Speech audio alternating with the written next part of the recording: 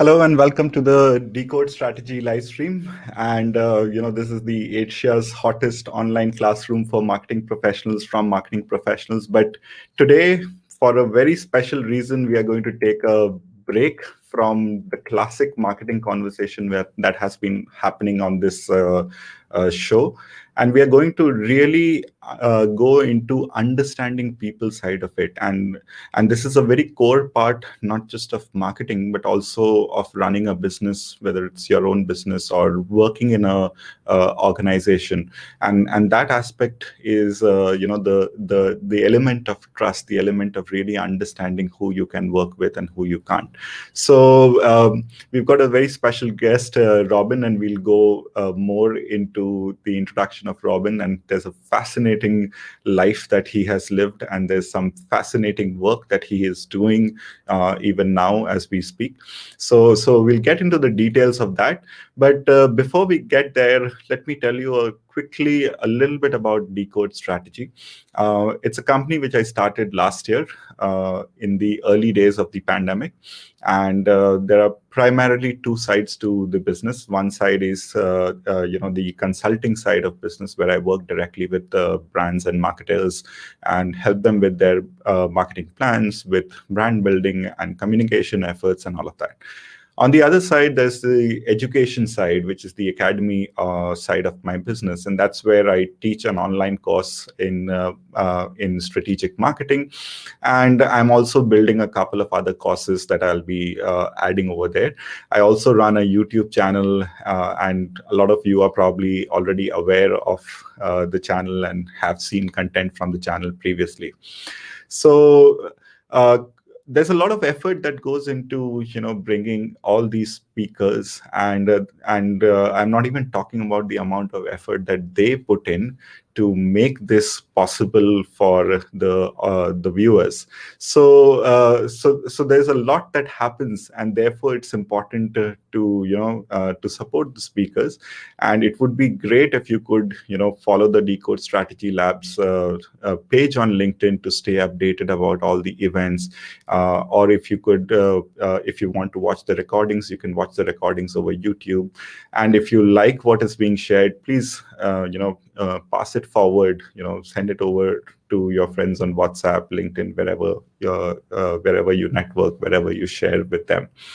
And lastly, if you do have a speaker or a topic in mind, or if you think that you're someone who should be a part of this live stream which is happening, reach out to me, and my email ID is hello@decodestrategy.com. Reach out to me. I'm always open to have a conversation and see if there is an opportunity to create something which is extremely meaningful and useful to people in this community.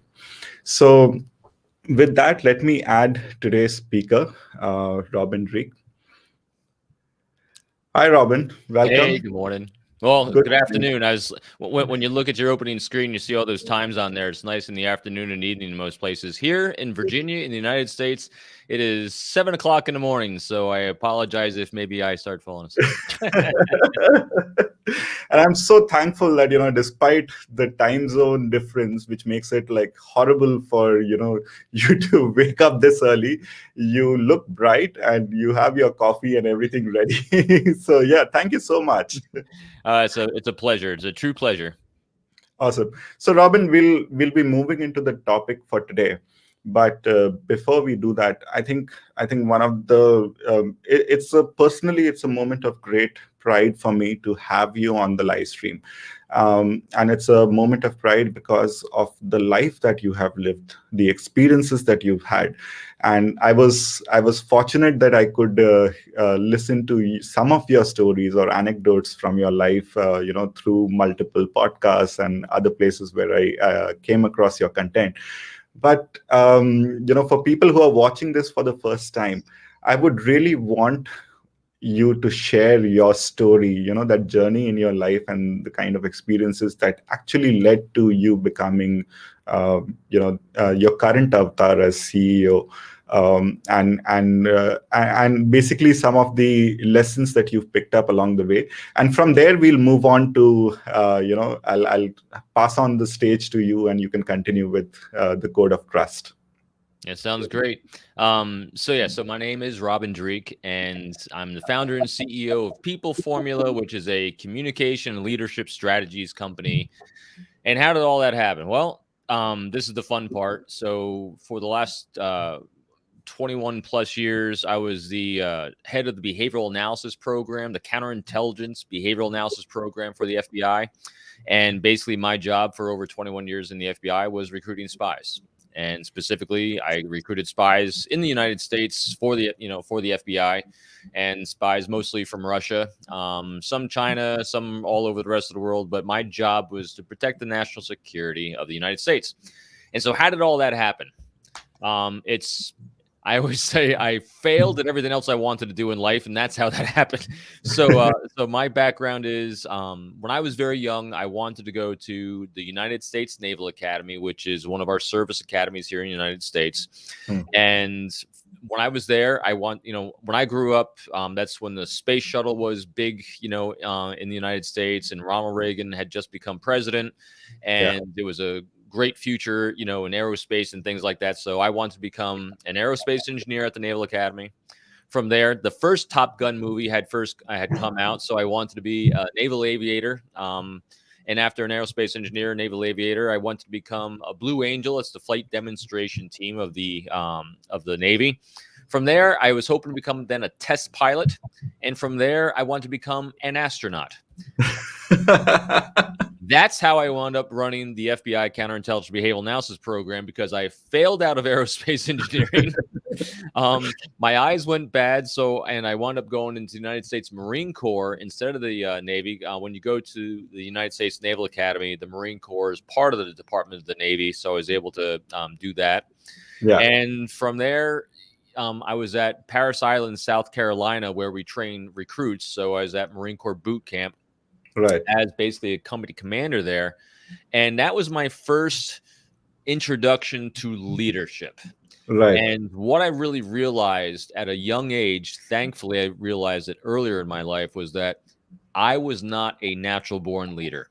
And I'm gonna quickly define this as well, because this is an important thing to realize, because we're seeing this throughout the world right now, especially with social media.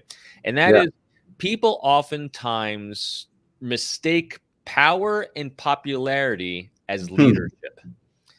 And think about this. If you are a popular person and people like you, they vote for you, they put you as the captain of a club or a sports team, a lot of people automatically say you're popular, so you must be a leader.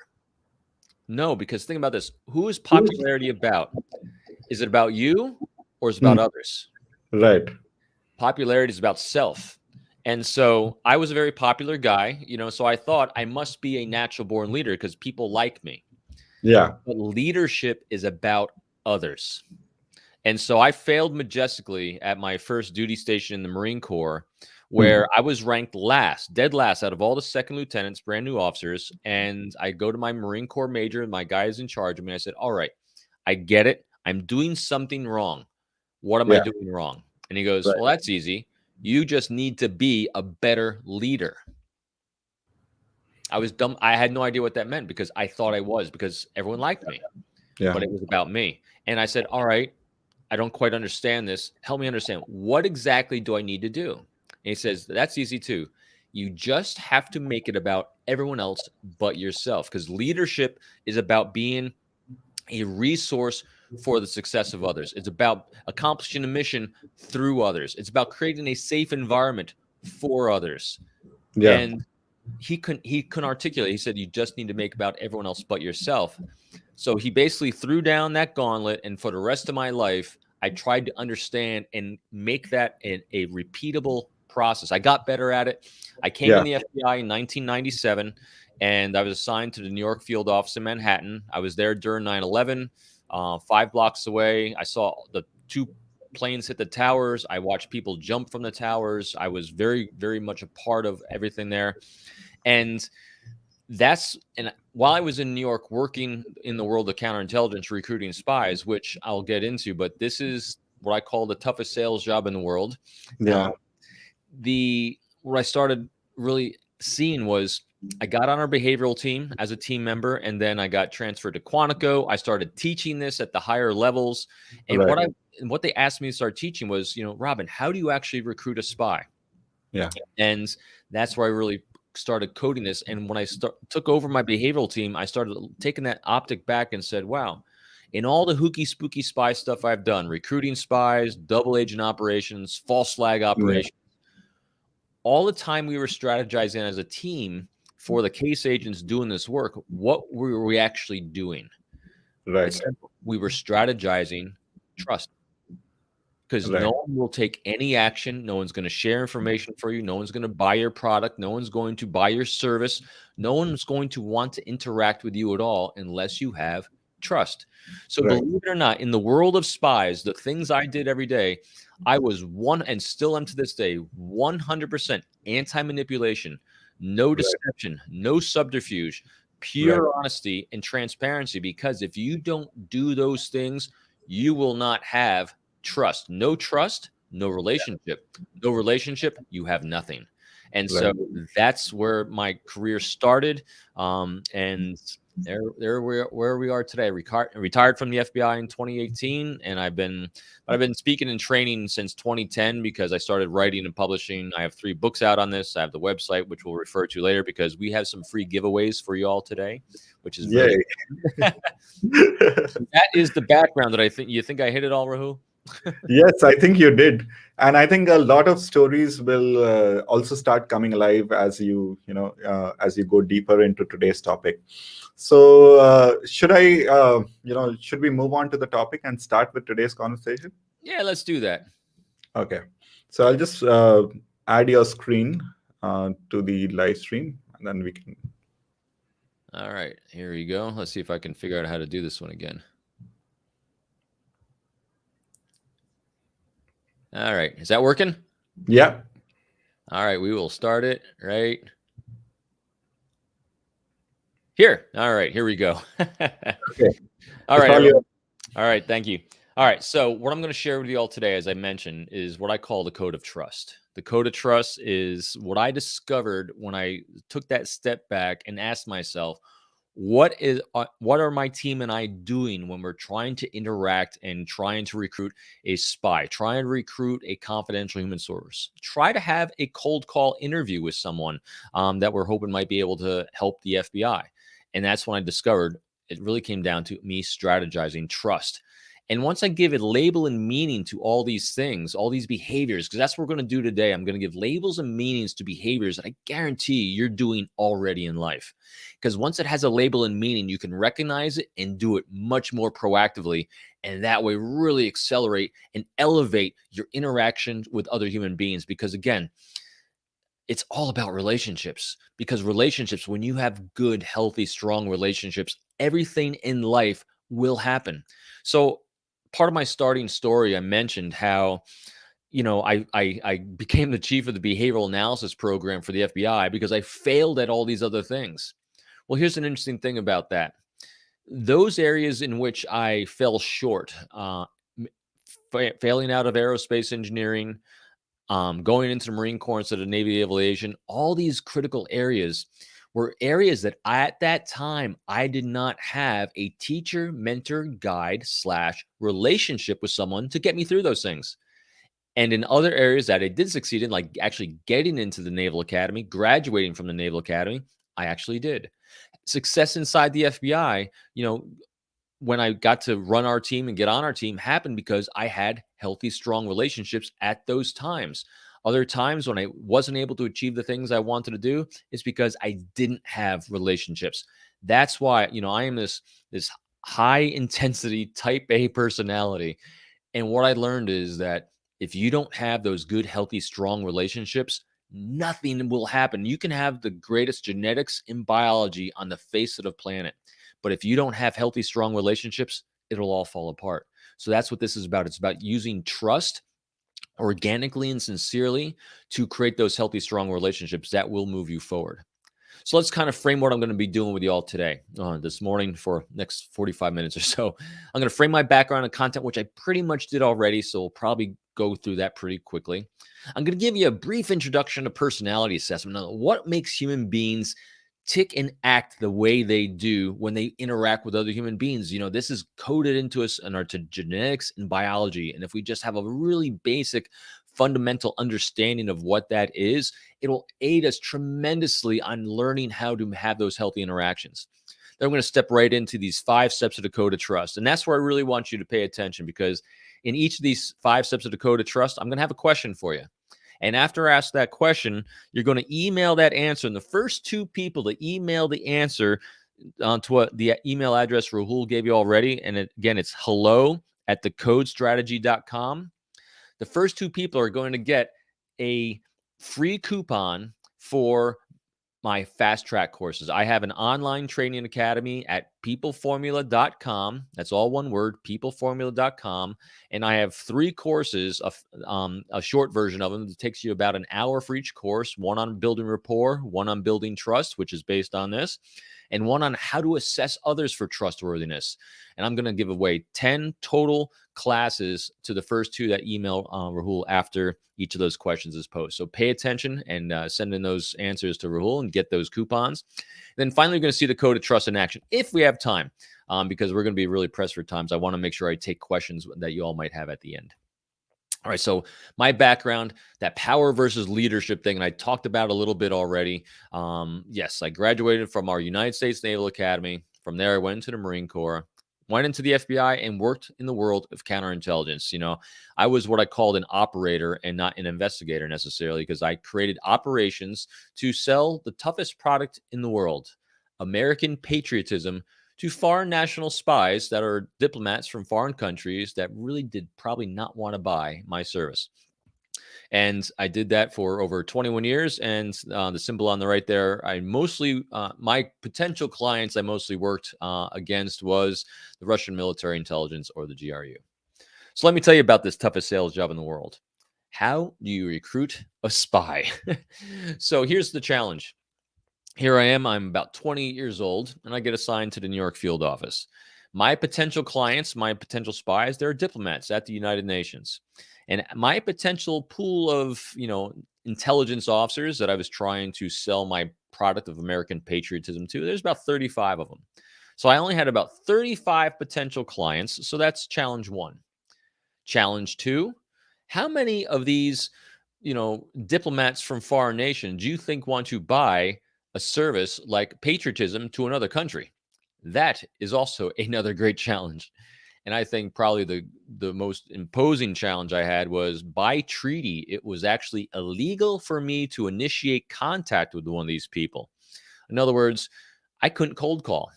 So how do you sell a product that you're not allowed to contact a very limited number of potential clients on?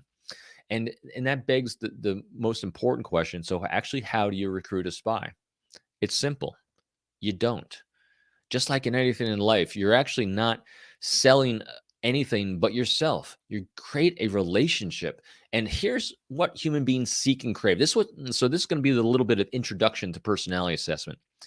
All human beings, all of us, are genetically coded to act in our own best interest in terms of our safety, security, and prosperity for ourselves and those we care about, from the perspective of the other person. So in other words, if I offer someone resources in terms of what they think are their priorities and their best interests, they're going to take you up on that offer.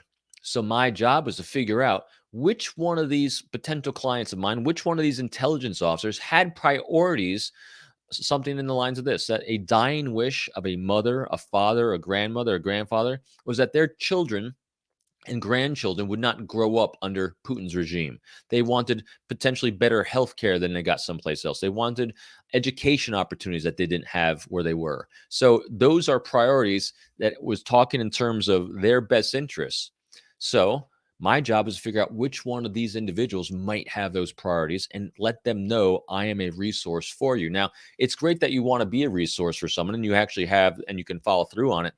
But still, that's not going to get you anywhere unless you have trust, because they're literally putting their lives in your hands and trusting you not to get them killed, their families killed or hurt, or have reciprocity against it. So it's about identifying their priorities. It's offering your resource in terms of those priorities and building trust. That's what we do when we're sales. That's what we do in marketing. It's identifying the priorities of your potential clients and demonstrating that you have the resources and the trustworthiness to create a relationship to move forward and do that. So it's really not all that complicated. And so as soon as I started doing this, I gave it what I call labels and meanings. Because when you have labels and meanings on behaviors, you start recognizing them everywhere. Whether it's, when you buy a new vehicle, or you buy like I have both a motorcycle, and I remember I have a Honda. And the day I bought my Honda, it's like I started seeing the same ones everywhere. If you have a vehicle, a car, the day you get a new car, you start seeing that same make and model everywhere. And why is that? Because it has a label and meaning to you now. So as soon as it has that label and meaning, you start recognizing it. And the same thing with human behaviors. And that's what we're going to do. So ancient tribal man, we wanted to belong to meaningful groups and organizations and be valued by them. Again, we're genetically coded to act in our own best interests. And one of the things in our best interest is to belong to a collective group, to be accepted and valued by others. So all those years ago, when that Marine Corps major said to me, you just need to make it about everyone else but yourself. And I remember saying to myself, how do you do that? And he didn't have an answer. He said, just go figure it out. Well, this is exactly, I'm going to give you the 4 things that if you include these 4 things in everything you say and everything you do and everything you write, the entire shift goes from you to them. And when that shift of focus goes from you to them, their brain starts rewarding them. In other words, you actually get their brain to reward them for engaging with you. They're in the short term, their dopamine and endorphins start flowing. The pleasure centers in the brain start firing because you're demonstrating that you value them and you want to affiliate with them. And that's transactional relationship. But what we're going for long-term sustainable relationships. Move beyond the transactional and form those good, healthy, trusted relationships. And you do that by getting the oxytocin and the serotonin going. And here's the 4 things that you need to include. 1, seek their thoughts and opinions rather than sharing yours. 2, talk in terms of their priorities, their needs, wants, dreams, and aspirations instead of yours. The 3rd, validate them without judging them. In other words, have non-judgmental curiosity about the person that is in front of you or chatting with you. And the key is do not judge, seek to understand. And finally, the 4th one, empower people with choices. When you do one of those 4 things, either at least once or multiple times in every statement you make and every sentence you write, the entire shift goes from you to them, and their brain says to them, this person values me, they want to affiliate with me. And my watch is going off, sorry. And their brain just says, this person is good and healthy for me. So what I discovered was really pretty simple. And I get often asked, Robin, what would you tell your 20-year-old self all those years ago that would have made a difference in your life today? All those years ago when I thought it was all about power and popularity, again, not wittingly, I just was being who I was. I grew up with not a lot of money. My family didn't have a lot. So I was self-reliant. I went to work at a very young age, just trying to get a few extra school clothes or something like that. And so you become self-reliant, which makes you really kind of self-centered as well, not in a egotistic, narcissistic way, but you become self-reliant. And so you think it's all about you. You think I have to make myself look good. I have to have the great cases. I have to have these successes. But what I forgot along the way, I didn't know at the time, was you can't achieve any of those things without relationships. And so I discovered this one simple truth in life. If you identify the goals and priorities of others, those around you, what their jobs are, what their responsibilities are, whether they're your peers, whether they're subordinates to you, and even if they're your bosses, if you then become a resource for their success in terms of those priorities and help them achieve it, you're going to have a relationship. And then who wants you to be around? Who's going to keep you on their team? They will. So I had an opportunity the last couple of years before I retired to go back to the street from running the behavioral analysis program and do this stuff live on and be much closer to home. I was only 5 miles away from home was my work. I remember being extremely grateful last couple of years of my career. And I said to my boss, thank you so much, Chris, for bringing me in. I get to see everything in my kids' high school careers. I said, help me understand, where do you see yourself in 5 years? What are your goals? And he gave me the promotion line he wanted to hit and all the milestones he had to get there. And I said, great. What are your goals and priorities, and how can I help you achieve them? I didn't judge it, didn't care. All I was here to be grateful and help him achieve the things he wanted to achieve. And oh my gosh, that was what I was missing my entire life. Because when you focus on just yourself, your success, it goes, success, failure, success, failure, success, failure. Sometimes it works, sometimes it doesn't. And why? Because you're focusing on what you're doing rather than building a team and relationships based on trust to always have resources to move you forward as well. So here's the fundamental questions I ask myself in every situation. So why should someone want to talk to me if I have to have a conversation? If I need to find out information, why should they want to give it to me? If I want to see someone again and build a relationship, why would they want to see me again? Take actions for me, follow me. Basically, why should they trust me? Not why I think they should. Why do they think they should? This is about reversing it and making it about them from their optic. And for those that study any human behavior and the things we're talking about, understanding other people and how they see the world from their point of view, what's that called? Empathy. This is actually a code of empathy to understand how the other person sees the world, because when you can do that, shields come down, trust builds, and relationships ensue. So I'm a big avoider of manipulation, like I mentioned already. Yes, I'm the hooky spooky spy guy. I will tell you, I did not use manipulation, because if you do, if it's even suspected, you will not have trust. So in order to do that, I want to give it a label and meaning so I know what to avoid. And basically, manipulation is an attempt of control of any aspect of someone else's life, their time, their thoughts, their actions. And it's with the use of deception or subterfuge. Basically, it's a lack of transparency. And that is really key and critical to me. I use transparency with everything I'm doing to the utmost of my ability. And if for some reason there's something I cannot be transparent about, I'll tell you that I can't and the reason behind it. So in other words, I'll be transparent about the rules and regulations I have to follow. Because it's about not convincing someone to do something, but inspiring them to want to do it. Because that is key and critical. Because if I'm trying to convince you of something, that's about power and control. That's about me and what I want. Versus I think in terms of how can I inspire you to want to, because inspiration has to come from within the other person. So that's actually leadership. In order for someone to be inspired to do something, it has to be in terms of their best interest, according to what they think. In other words, they will act in terms of their priorities. So all I have to do is highlight how the actions that they're going to take is going to help them with what they're trying to achieve. That's where inspiration comes from, and that's what leadership is. So with that, let's get to the code of trust. So how did this code of trust come about? Well, when I was at Quantico and teaching this at the Counterintelligence Training Center at the FBI Academy, I started writing a lot of articles, and that's when I started writing my books. And someone had come to me to write an article on counterintelligence for a publication called the Law Enforcement Bulletin.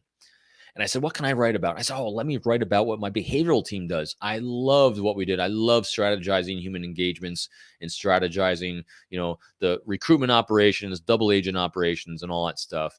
And this is the first time I slowed down and said to myself, what am I actually doing? What's my team doing when we're doing these things? And that's when it hit me like a ton of bricks. All we were doing, every single operation, was strategizing trust. And I gave it labels and meanings. I started recognizing it everywhere. And it wasn't just trust for the sake of recruiting a spy.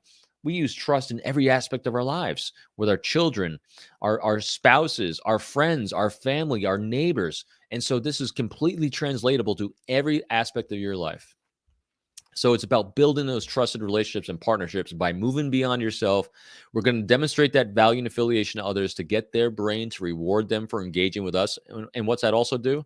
That builds your personal brand, which is critical. So even if someone doesn't want what you're selling or the relationship that you're looking for, they will leave you feeling better for having met you, and you will get referrals. And it's a philosophy of trust about making about them. Again, as I mentioned already, it's about moving beyond transactional relationships into long-term sustainable relationships. So step one in the code of trust. This is the leadership part. The first step a leader always has to know is, what's the destination? What's your goal? What are your goals, objectives, and priorities? But that makes what leaders do. It's a critical thing to understand what the destination you're walking towards is. But in step one already, we're going to reverse it and think in terms of, all right, so why should someone want to be a resource for me achieving these things? How can we build a team to do this? So it's setting that goal and objective and now reversing it and thinking, how can I build trust with those around me to achieve that goal? When I first came up with the code of trust, I was like, step one, all right, let's move on to step two. But no, this is a little bit deeper than that. I have a thing I call means goals and ends goals. This came about because I think most of us heard the phrase, it's the means to the end.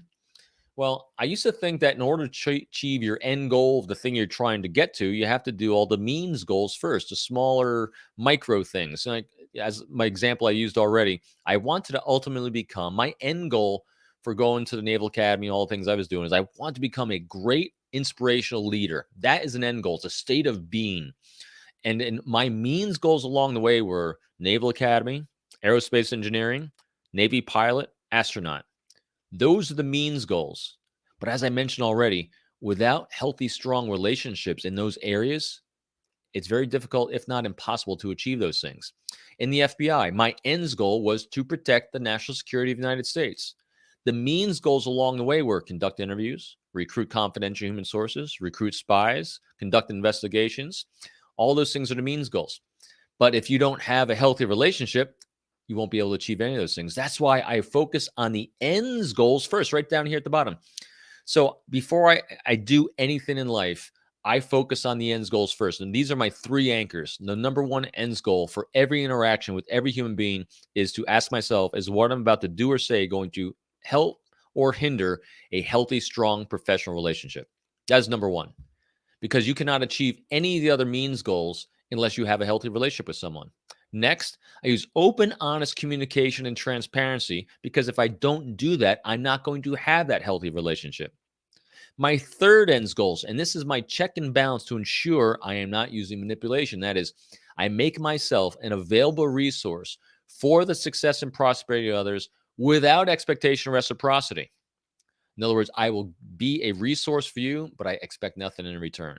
That ensures this is not manipulation. When I honor these three ends goals, and I can throw the mission statement of whatever company or group you're working on there too.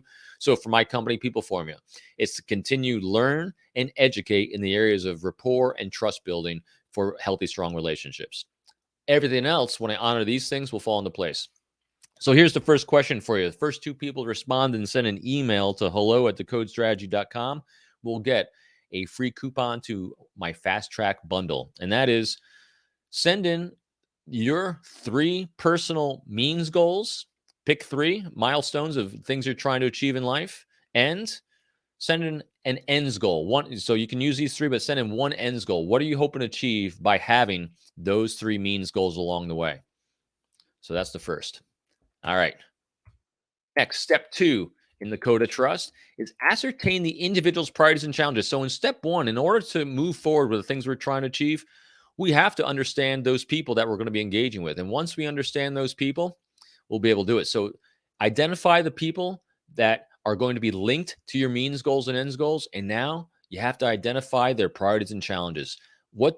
How do they see success and prosperity from their point of view? And write these things down: their needs, wants, dreams, and aspirations, personal, professional, long-term, short-term. I use that word challenges in there because everyone has challenges. So if you're trying to figure out what's important to someone else to see how you can be a resource for them, ask them what their challenges are. In other words, what kind of challenges are you having at your workplace? What kind of challenges are you having, making an income during the pandemic? What kind of challenges are you having living where you are? What kind of challenges are you having with this project? When they answer that question, you're now going to know their priorities and you can be a resource for them. So here's the second question. First 2 people are going to get the coupon. Name 3 priorities, the top 3 priorities of an individual in your life. You got to tell me who the individual is and name their top 3 priorities. The first 2 people to send that to hello@decodestrategy.com, again, will get that free coupon to my fast track bundle at peopleformula.com. All right, step 3 in the code of trust. Once you understand their priorities, now we have to understand their context, how they see the world through their particular point of view. Their ethnicity, their generation, their demographic, their social status, economic status. All these things give us an understanding of them because this is also where we're going to build affiliation and liking overlaps. I've probably worked with 22 to 24 different nationalities from across the world during the course of my FBI career. I never had a hard time building a connection with someone and commonality. And here's what I mean by that. We might not have the same exact traditions, but we all have traditions. So one of my favorite questions is always, hey, what's a favorite family tradition that you had growing up? And it might not be the same as mine, but the fact that we're sharing family traditions, customs, courtesies, all these things, that's where some bonding can happen. And so question 3, the top 2 people, the first 2 people are going to send in the answer to this will get, again, that coupon. So here's the question. What's a favorite family tradition you had growing up? Send that in to hello@decodestrategy.com, be the top 2, and you will get that coupon.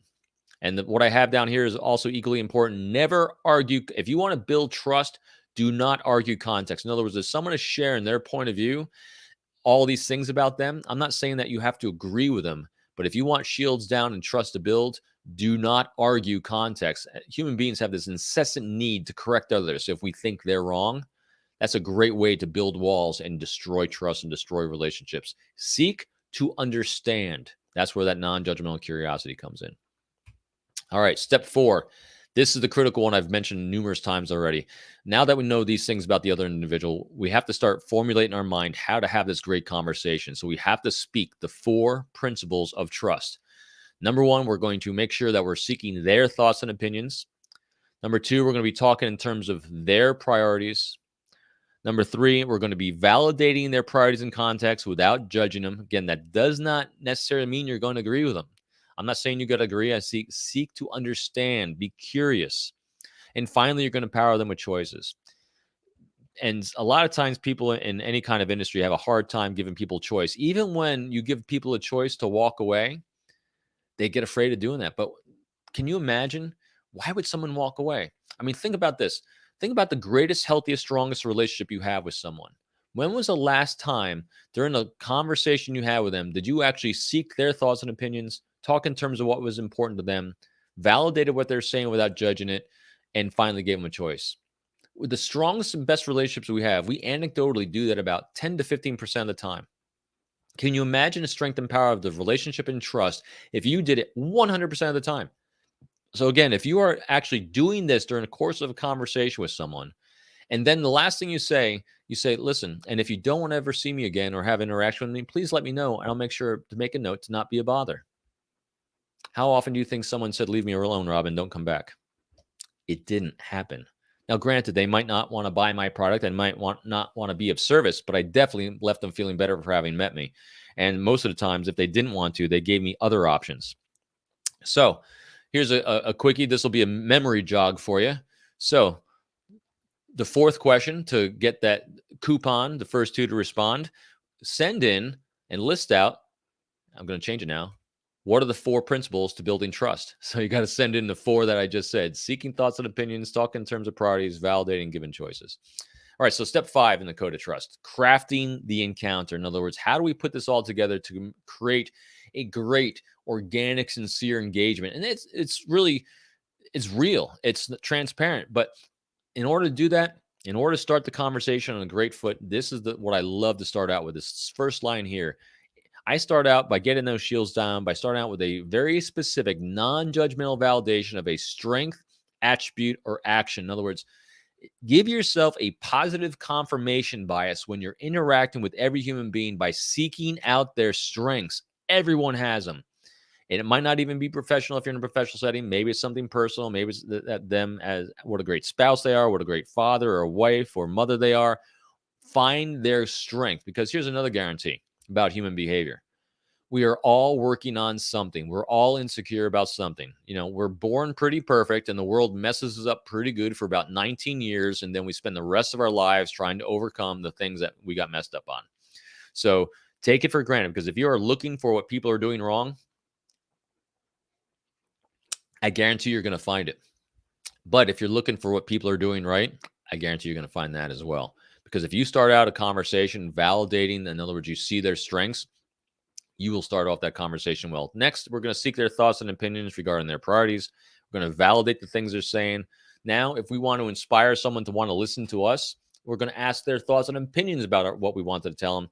And finally, when we give people choices, because we've identified our goals and priorities, because we identified their goals and priorities, when we give them choice, those choices will naturally overlap. And finally, what I mentioned about empowerment choice, give them choice about maintaining contact or assistance, because no one has to. So here's your last question to win one of those coupons. Out of all the people in your life, hopefully maybe identify someone that you're thinking of on the first questions. Send in an email about a specific strength, attribute, or action of one of those people in your life. Again, the first two that send it in to hello@decodestrategy.com will get the last 2 coupons for my fast track courses at peopleformula.com. All right, so I'm going to quickly walk you through so you can see the code of trust in actions. I did have time to get to this. It'll only take me a couple minutes. I'm probably going to talk through this fast, but there will be an email correspondence I'm going to show you so you can kind of follow what the process is here. So this is actually something that happened about a year or two before I retired. We needed to have a confidential human source, so basically someone helping us with intelligence in the area of unmanned aerial systems. We saw it as an emerging threat. We're worried about, bad people doing bad things with drones, like dropping grenades or things like that into crowds. So I've identified someone. This guy on his LinkedIn page had 2 PhDs from Johns Hopkins University. He owns his own drone company. He's already done work with Department of Homeland Security and other contractors. So let's use the code of trust to craft a beautiful opening email to him and hopefully inspiring him to want to help the FBI. So step 1 of the code of trust, what are my goals? My means goals are I want an interview and maybe have him help me out as a confidential human source. My ends goal, I want to make sure that I'm going to create a healthy relationship. I'm going to be transparent, and I'm going to offer myself as a resource for him and his success. Next, what are his priorities? Because I have to talk in terms of them. Well, he's got a drone company. That's a priority. Open air space, so drones don't get shut down from flying. That's a priority. And also, a priority of all human beings on first contact, you have to answer the question, who you are, what you want, and how long this is going to take. 3, context. What kind of things does he see from his optic that I might be able to overlap on and have similarity? Well, drones fly in the air, and actually I'm a pilot as well, so maybe that's enough. 4, make it about him. I'm going to go through each one of the sentences I'm going to show you and make sure that each one of those 4 sentences has either seeking a thought and opinion, talking in terms of a priority of his, validating him in some way, and giving him a choice in some way. And finally, crafting the encounter. You're going to see it here. If I don't have a specific attribute, strength, or action someone has taken to validate, I'm going to validate their time because they don't have to give it to me. So here we go. I'm going to use my little cursor here. Hopefully you can see that. Hi, XYZ. His name is Jim. I apologize for taking your time in an email, but I figured this would give you an opportunity to either respond at your leisure or ignore it if you like. Validation of time, so that makes it about him. Opportunity to either respond. Here's that word either. That makes it a choice. So again, that makes it about him. Next, my name is Robin, and I'm an agent in the Fredericksburg office of the FBI. This is right here answering who I am, so that's a priority on first contact. Makes it about him. As well as a counterintelligence human intelligence guy. That's transparency. Again, makes it about him. I'm also a pilot, and that's probably why my folks asked me to try to understand the UAS industry in our area, and your name has come up a few times as a great expert I was encouraged to reach out to. Great expert, that's validation to him. Also a pilot, that's hopefully overlapping context, makes it about him. We, FBI Public Safety. So public safety, remember, all human beings' priorities is safety, security, and prosperity. This is an overlapping priority, so that's about him. Are attempting to understand both the U.S. capabilities and how they might be used productively by industry. That's validation of him, so it's about him. But also possible threats to public safety. Again, public safety as an overlapping priority. Makes it about him. It's a fast-growing industry with folks like you on the leading edge. Again, validation. It's about him. And many folks in public safety could benefit from your opinions and insights. Seeking thoughts and opinions. It's about him. If, that makes it a choice. You might be willing to share them. And as a pilot as well, I want to keep our skies open. Pilot as well, that's an overlapping context. And skies open, again, a priority, makes it about him. If, that makes it a choice, it's about him. You did happen to have a few minutes to chat, I would benefit from your ideas, again, seeking thoughts and opinions.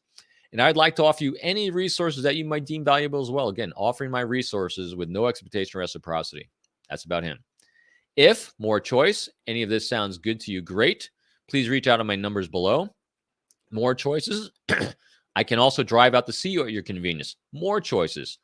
Also, if you'd prefer not to chat, please just let me know as well, and I'll make a note not to be a bother. And there's your choice about maintaining the contact or assistance. Thanks again for your time. Best wishes, Robin. So this is a response I got a couple hours later. He said, basically, call if time permits. I called him up and we had a great 3.5, 4-hour conversation about how he had been an airline pilot. So we had a lot of things with flying in common. And during the course of the conversation, I said, Robin, I actually just did a red cell demonstration where I actually modified 4 DJI Phantom 4 drones with an aerosol dispersal. And I demonstrated, I flew 4 of them. I launched one from a boat, one from a rooftop, one from a bicycle, and one from a car. And I demonstrated how I could kill 35,000 people in a football stadium in 4 minutes. Is that some information you might be interested in? Why, yes, Jim, it actually is. And off and running we were. He was happy to help out. And again, one email, all validation. It was all perfect. So just remember, the code of trust is number 1, suspend your ego. This process is beautiful. It works splendidly as long as you're not doing it for you. You have to let go. Be non-judgmental when engaging others. Validate them without judging. In other words, have that curiosity. Honor reason. Ask yourself at all times, is what I'm about to do or say going to help or hinder trust in a relationship? And 5, finally, be generous. Be generous with your time and your resources, and you will see amazing things happen. Here are key takeaways. Number 1, trust and healthy relationships are the key to internal morale, leadership, and personal and product branding. 2, demonstrating affiliation to value others is the key to doing those things in those relationships. If you remember nothing else through this thing and take it forward, remember, seek the thoughts and opinions of others, talk in terms of their priorities, validate them and giving them choices. Suspending your ego and vanity is the key to this being effective, and move beyond that transactional, quick relationship by employing the code of trust. That is the 3 books I have out. That's the website that you can actually go to, and go to the online training academy so you can see the fast track courses if you're one of the lucky ones that got the coupon. Otherwise, you can purchase them, of course, but it's peopleformula.com. Thank you. Thank you so much, Robin. That was absolutely fascinating. And I got through it all in our time allotment. Yes, we did. So while you were talking, I figured out that there were some issues with the live streaming on LinkedIn. So I figured out that, I could sort it out just when you started, speaking. So Okay. it's all sorted. So good on that front. Yeah. So one of the things I couldn't help but see very, very clearly is the absolute overlap between what you did when it came to recruiting spies versus the world of marketing, versus the world of sales, versus the world of business in general, and versus personal relationship building. Yes. And the principles are just absolutely and directly applicable to every aspect of a person's life. And the first question which I really, was burning, was kind of dying to ask you, was that you would have had probably some feedback with people that you have worked directly with. And, what is the transformation that they have seen? And, like if there's any example that you can share, because through that example it'll also throw light on what kind of challenges that do people face in trying to implement these principles, and maybe you can talk through that. Yeah, the transformation I've seen, both in myself and everyone I interact with, is Yeah. it's a calming effect, is what it is. Hmm. And what I mean by that is most of our unhealthy interactions that we have with people, where people have inappropriate behavior towards us, they're yelling, they're angry, they're frustrated, and or we're doing the same thing, flares up because of a lack of understanding, a lack of context, and our own insecurities. Either we are or the other person is feeling like they're being judged, they're being ostracized. In other words, they're about to be kicked out of the tribe. That's what Hmm. our brain is saying. And Hmm. so our inappropriate behaviors try to convince someone that we're better than they think we are. We're trying to convince them of our point of view. So we get Yeah. our emotions get really ramped up. What I've seen in this, because this is so, those 4 things are so outwardly focused on the understanding of someone else, which is empathy, that it's a massive calming effect. And it's nothing that, all right, I'm going to do it today and everything's going to get calm with everyone around me. I've seen it. It's a turnaround of a couple months, maybe, where if Hmm. your behavior stops reacting to the negative behavior of someone else, they're going to stop that behavior as well. I have seen, that's what I mean. It becomes, it's like life is this, I used to think life was a river and you're trying to stay on the flow of the river. When I started living the code of trust, the river went away too. It's a nice big calm ocean that you can now move in any direction. I have so many healthy relationships. Now, granted, you don't have to maintain hundreds of healthy relationships because, again, if you leave someone feeling better for having met you and you don't have to talk to them again for another 6 months, well, then when you talk to them again, you pick up right where you left off. It's beautiful. And so you're able to create a network of resources for yourself and others by these, I call it degrees of separation. And when you model it, and this is where the leadership part comes in, when you model the behavior of a healthy leader in a healthy relationship, others will gravitate towards that and they're going to start using that same behavior. That's what I've seen really happen. People at probably one of the most common questions I get is, so Robin, how do you deal with someone who's doing X, Y, and Z and just really angry at work? And I can say, the last time someone's reacted to me that way, it's been years and years and years ago. Because they just know it's ineffective with me. Because here's the other thing that I use as a golden mantra as well. I never allow myself to be collateral damage in someone else's insecurities. If someone else is insecure about something, if they're delivering their words and content in a way that might be inappropriate socially, like they're yelling, they're angry, I don't pay attention to how you're delivering it. That's their problem. I try to listen to the content to see if it's valuable, to see if it can make a difference. And then I just say, okay, thank you very much. Next. I mean, I let go of the delivery. And when you don't feed that insecurity, the insecurity goes away. Great. So the next question, which is somewhat related to what you just spoke about, is that this is almost a formula I can pretty much visualize it, because intuitively in situations where I have made the effort to empathize and truly understand the context of the other person and work with that as the starting point, and then trying to match the resources that I can provide, and in the process try and build trust, I have seen the benefit myself. While you were talking, I could already visualize a couple of examples from my own life where I have benefited from this kind of an approach. The question that I had to you was that despite this, if there are people who are like bad actors and and they respond very differently despite you having done probably the right things, what should be your response in such situations? How do you deal with it? And if what's a thing to do? So there's a couple ways I respond to things like that. One, if you have the ability to make a choice about who you interact with, make a choice. So if you have a choice, in other words, I don't do unhealthy relationships. If you are, now here's the other thing too. I put behaviors in lanes. So if I view all human beings I'm going to interact with, I start out with, you're good. You're a good person. But now if you have a behavior that is something that's not appropriate, it might just be right here. So what I'll do is I won't engage you right here. I might go over here. We'll talk about this topic. We'll talk about this topic. Now, if you are just, if you're just crazy brain, I call it crazy brain, all over the place, and I have a choice not to engage you, I won't. I don't hold resentment over either, because everyone changes and grows every day.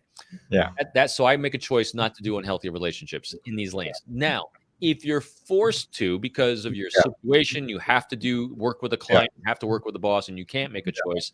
The next thing I do is, this is when I go by the philosophy is, I do not allow people to bother me. In order to do that, I have to understand why they have the behavior they have.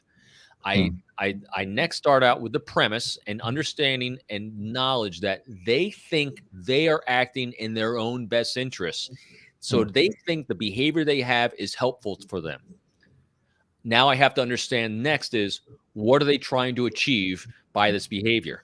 Are they trying to get promoted? Are they frustrated? Are they trying to what task are they trying to achieve that they're getting frustrated, that their insecurity is flaring up? Because once I can understand what it is they're trying to do, I can again make myself a resource for their success. So the inappropriate behavior will start going away. Right. So it's as much as people don't want to do it, because people want to argue against bad behavior. They want to convince you to stop the behavior. You're not going to.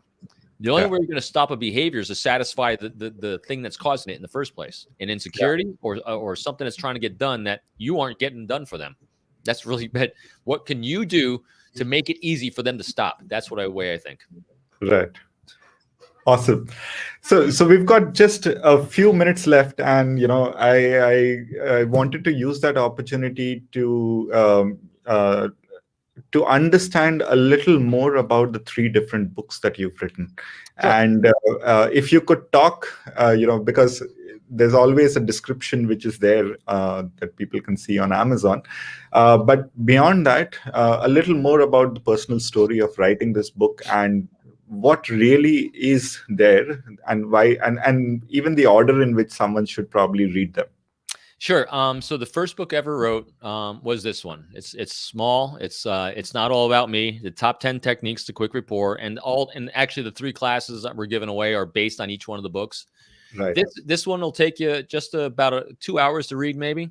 So 99 pages. It's literally 10 techniques to quick rapport with anyone. I wrote it when I was an instructor at the FBI Academy. And I use a lot of anecdotes and stories from my own example of training FBI agents for these 10 techniques for the first couple minutes of every human interaction. If you do one of these things or a couple of these things, it's going to help you out a lot. There's some nonverbal behavior in there. There's exercises at the back to practice. This is probably, I self-published this one as well. So it was for a self-published book, it's sold over 100,000 copies so far. Wrote it back in 2011. Nice. So this is the first one. The next one, actually, I can point to the screen there, is the Code of Trust. That basically what we talked about here. I wrote the Code of Trust, and that was published with St. Martin's Press. That came about because I wrote the article. I talked about the Code of Trust for the Law Enforcement Bulletin. A literary agent in New York City found that article, and they contacted me. Hey, do you want to write a book based on this article? And I said, absolutely.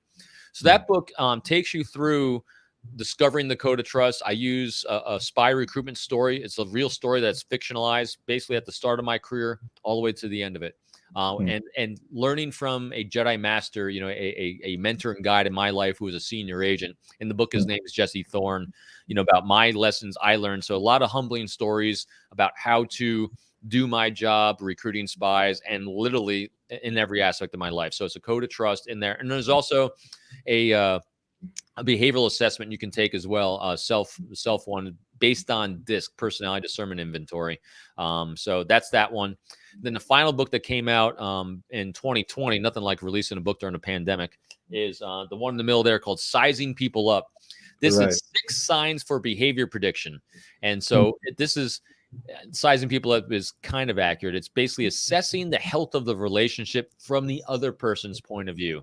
So these 6 signs are things like vesting, by their actions, words, and deeds, are they vested in your success? Do they look at the relationship as long-term? Are they reliable?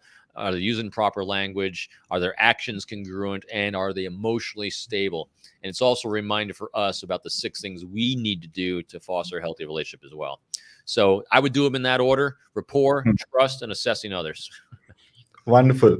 I think it would be good to probably plan out another session which could be around sizing people up. But we'll probably be in touch, and we'll see if we can organize something in the future. That'd be great. So I kick off that book. The story in that book was my time in New York City during 9/11 and what I had to do to try to help save the world. So that's where that one kicks off and how I learned it. So it's a good story. Wonderful. So Robin, thank you so much. It's very early out there for you. And I'm extremely, extremely humbled by the fact that, you agreed to be on the show, and you openly shared your personal experiences, your journey, as well as the lessons that you're teaching in this book.